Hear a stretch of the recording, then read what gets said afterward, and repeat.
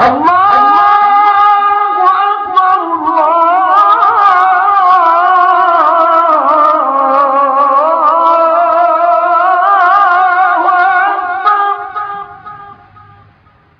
of Jannah and closes the doors of the hellfire. فَلَمْ تُفْتَحْ مِنْهَا بَابٍ.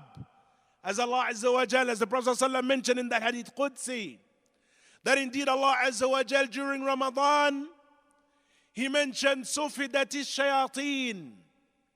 The shayateen, they are locked up. And the doors of Jannah are open. And there is no door, ayyuhal ikhwa, that is closed from it. And the doors of the nar are closed. And there is no door that is open from it. This period, this month that is upon us, ayyuhal ikhwa, and we ask Allah Azza wa Jal to cause us and to bless us to reach it. For indeed, it is a period of khair. The month of Ramadan. It is upon us once again, ikhwan, in a few days. It is a month that we receive with happiness, with joy. It is a month that we look forward to. For indeed, it is from the ni'am of Allah Azza wa Jal that we should be pleased for and that we should rejoice over. قُلْ بِفَضْلِ اللَّهِ وَبِرَحْمَتِهِ فَبِذَلِكَ فَلْيَفْرَحُوا هُوَ خَيْرٌ مِمَّا يَجْمَعُونَ.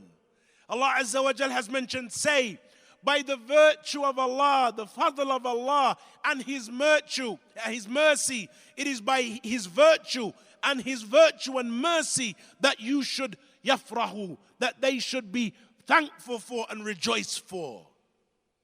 The virtue of Allah Azza wa Jal, His mercy, His fadl. فَبِذَلِكَ فَلْيَفْرَحُوا. Then let them rejoice over that. Thus, when we recognize the month is coming, when we recognize Ramadan is upon us, when we recognize how much we need the month, when we realize how much we need to be purified, how much our settings need to be reset, how much we need that mercy, ikhwan, because of all of that which has taken place the previous year, then we welcome this period with joy. And it is ajib, ikhwan, that we hear some people saying, Subhanallah, Ramadan is in a few days. What are we going to do? Ramadan, ayyuhal ikhwa, we rejoice for its coming. The same way some of you rejoice for going on holiday or a vacation. We're going on vacation in a week. The build up, the lead up, that joy that we have, we should have a much greater joy for the coming of Ramadan, ikhwan. And that Allah Azza wa Jal has allowed us to reach it. The period wherein Allah Azza wa Jal has revealed the Quran. شهر رمضان الذي أنزل فيه القرآن هدى للناس وبينات من الهدى والفرقان فمن شهد منكم الشهر فليصمه. Allah Azza wa Jal, He has mentioned the month of Ramadan, wherein the Quran is revealed as a guidance for the people and a clarification of the guidance and the criteria. Stop there. This is the month that this book was revealed in. The book that we follow. The book that Allah Azza wa Jal has blessed us to recognize is the 100% haqq. And has in it the greatest of that which Allah Azza wa Jal has revealed upon any messenger. The book that Allah Azza wa Jal has blessed us to follow, the greatest prophet that this book was sent to, Muhammad ibn Abdullah. The book that has in it nur and huda and guidance and hikmah and wisdom and khair. It was this month that is coming, ikhwan, Allah Azza wa Jal chose to reveal the Quran. And so look at what Allah Azza wa Jal mentions when He mentions Ramadan. شهر رمضان الذي أنزل فيه القرآن. The month that the Quran was revealed in. This month that Allah Azza wa Jal chose, it is back upon us, ikhwan. شهر رمضان الذي أنزل فيه القرآن هدى للناس وبينات من الهدى والفرقان. A guidance for the people, a clarification of the guidance and the criterion. How many a Christian and a Jew and how many various religious denominations search and seek and grope in the dark, seeking haqq and seeking truth. How many a denomination? But Allah Azza wa Jal has given it to you, Ya Abdullah, a gift. And it occurred, ayyuha al-ikhwa, the revelation of this khair, it began during the month of Ramadan. This clarification that is present within the book, it began in this month that is coming in a few days. And Allah Azza wa Jal mentioned that alongside Ramadan, period of khair. So whomsoever from among you witnesses the month, then let him fast. Within this month, ayyuha al-ikhwa, then, Allah Azza wa Jal has legislated, of course, that we fast. And the scholars, they define this fasting as imsakun makhsus min shakhsin makhsus fi waqtin makhsus. It is a particular type of abstention from a particular individual during a particular time. And of course, as it relates to the abstention that is being referred to, it is that one refers from food and drink and sexual relations. This is the abstention that is referred to generally, though of course it is broader than just abstaining from food, drink, and sexual relations. From a particular individual, the origin is that it is the Muslim who does so, though it is legislated upon the non-Muslim likewise, as we have discussed previously, that the most correct position of the people of knowledge is that the kuffar are mukhatabeen bi furu'i sharia. That is, the kuffar, they are addressed with that which we the Muslims are addressed with. And so it is wajib upon them as it is wajib upon us. Of course, them entering into Islam and entering into this deen is what is firstly to be expected before they actually carry out these actions, though we have from among the kuffar those who fast. And any of you who abandon fasting should be ashamed of yourself. That a kafirun billahi al-azim, non-Muslim, not yet entered the deen, but he fasts either days in Ramadan or the whole of Ramadan, as we have known of instances of individuals who have fasted the whole of Ramadan and not yet entered Islam. And then from you are those who say 10 days, I did 10 days this year, or the fasting is difficult, so I only did 2 weeks. Ikhwan, there is nothing from that which Allah Azza wa Jal has legislated except that He has made its legislation easy. And if its legislation is difficult upon a particular individual because of a particular circumstance, then Allah Azza wa Jal has facilitated ease for you within that. وَمَنْ كَانَ مَرِيضًا أَوْ عَلَى سَفَرٍ فَعِدَّةٌ مِّنْ أَيَّامٍ أُخَرٍ. Whoever is sick or upon a journey, then he may fast other days. Yes, it is wajib. Yes, one must refrain. But Allah Azza wa Jal, the one who created you, is the one who is aware of what you are capable of, and is the one who has legislated this for you. And it is legislated لَعَلَّكُمْ تَتَّقُونَ, that perhaps you may receive piety. We all need an increase in piety. We all need to increase, ikhwan, our iman levels, all of us. Look at what we're going through in this place. Look how times are changing. Look how things are becoming difficult. We need that boost and we need that turbocharge. And that is what is coming upon us, ayyuhal ikhwa, in a few days. And so this refraining and this abstention from food and drink, then it is that which occurs during this month of Ramadan. From the beginning of Ramadan to the end of Ramadan. And thus we have the niyyah to fast the whole of the month. Since the Prophet ﷺ, he said, Man lam yubayyit as-sawm, whomsoever does not have the niyyah to fast, whosoever does not have the niyyah before the fast begins, fala siyama lahu, then there is no fast for him. Ahlul ilm and the people of knowledge, they differ concerning what is intended behind this niyyah. Is it that he has the niyyah before daybreak every day, or before fajr every day? Since that is what would apparently be indicated by this hadith. Whoever doesn't have his niyyah by night, yani before fajr, then he has no fast. And from Ahlul ilm are those who hold that this, when it is related to an action that is ongoing, that when the beginning of Ramadan it occurs, the Muslim, he enters upon Ramadan intending to fast the whole of Ramadan. And so it is sufficient for him to have that niyyah from the beginning of Ramadan, before it starts, to fast the whole of Ramadan. And it is not required for him to renew his niyyah every night.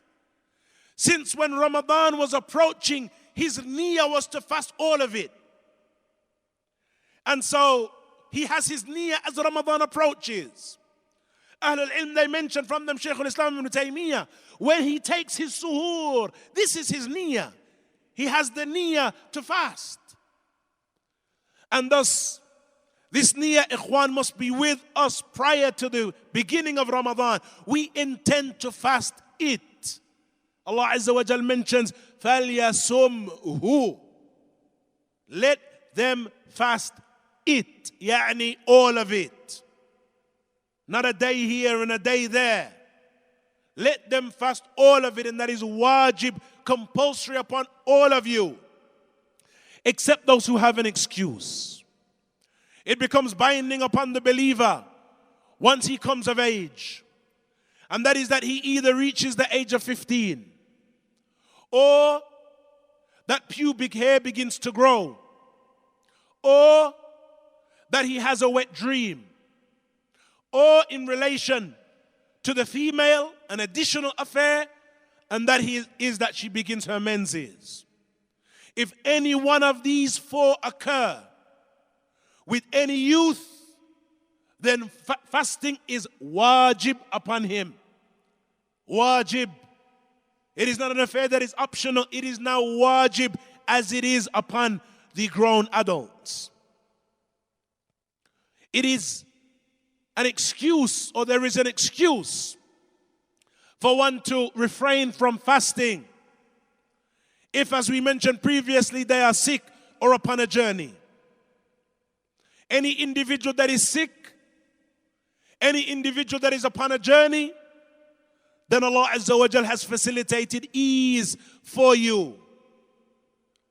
And that is that you may make up those days on other days. وَمَنْ كَانَ مَرِيضًا أَوْ عَلَى سَفَرٍ فَعِدَّةٌ مِّنْ أَيَّامٍ أُخَرٍ. Whoever is sick or upon a journey, then he may fast other days. That is, he may make those days up. Sickness, ayyuhal ikhwa, the scholars, they categorize into two main categories.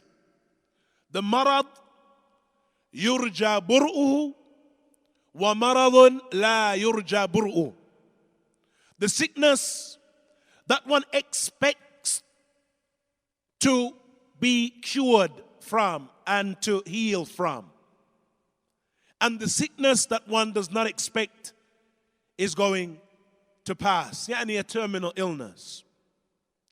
As far as those who have the sickness that he expects to pass, then these are the individuals that must make up their days. Even if it is that illness lasts throughout the whole month of Ramadan, then that 30-day period must be made up. And this is something that we hear, ikhwan, time and time again. That individuals, they say that I have been sick for the last few Ramadans, and so I didn't fast for 2 years.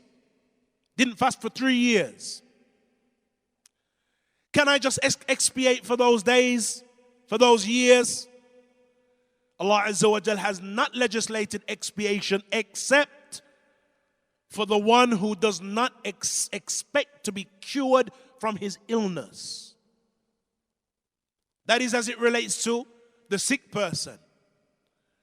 And so what happens is, he becomes sick for the first 3 days of Ramadan, and then he exaggerates that sickness for the rest of Ramadan. I still feel sick. But that is entirely upon you, Yahi. Since it is you that has to make those fasts up. It is easier when we're doing and carrying out this act of ibadah in a communal manner. As a community together. We fast together. We make it easy for each other. We encourage each other. We break our fast together. We break our fast, as a community or within our homes. The fasting, it is easy. But then when you're alone and you have 30 days to make up, and no one else is fasting those days with you, of course it is doable. There isn't a problem. But Yahi, it is much easier when we do it in jama'ah, when we have this legislated act of ibadah and we do it together as Allah Azza wa Jal has legislated. And so, those who have a sickness, pay attention.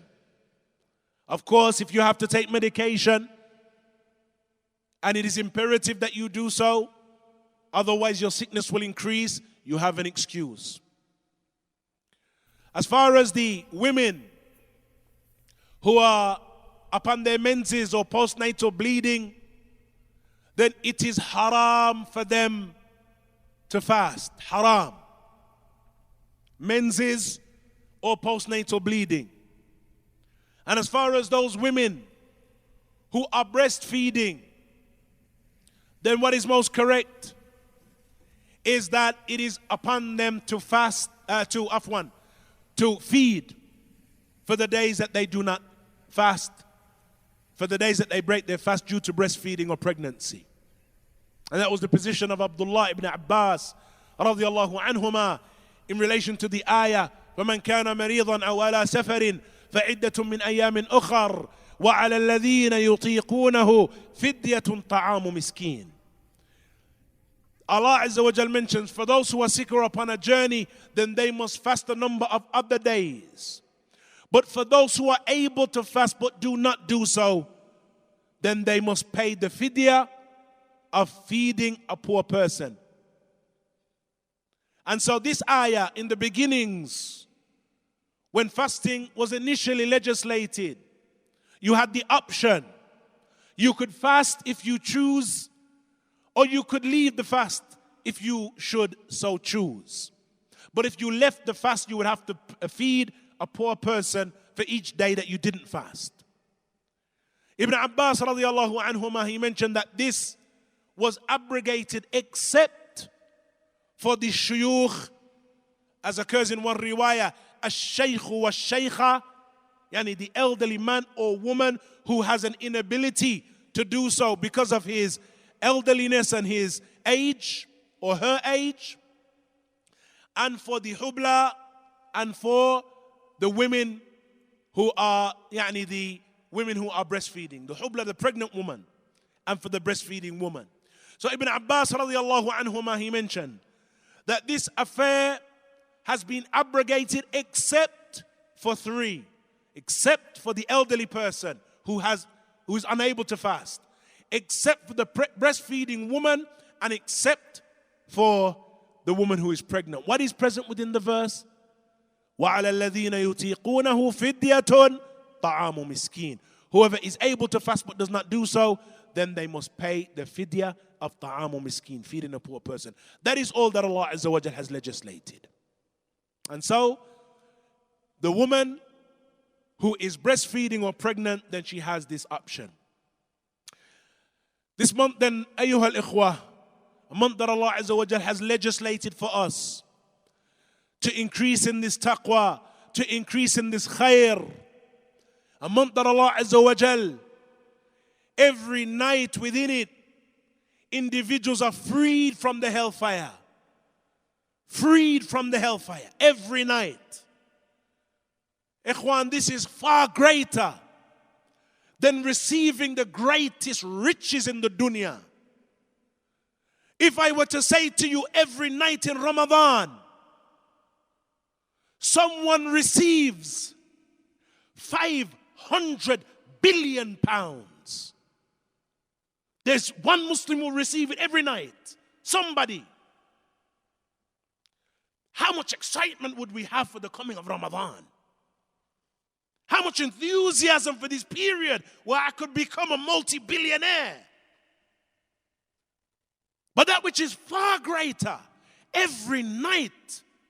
And it is not just one individual that Allah Azza wa Jal chooses among the dunya. Muslims, Muslimun, numerous, abundant Muslims, every night are freed from the fire. And we're not excited about the coming of this period. Walhamdulillahi Rabbil Alameen.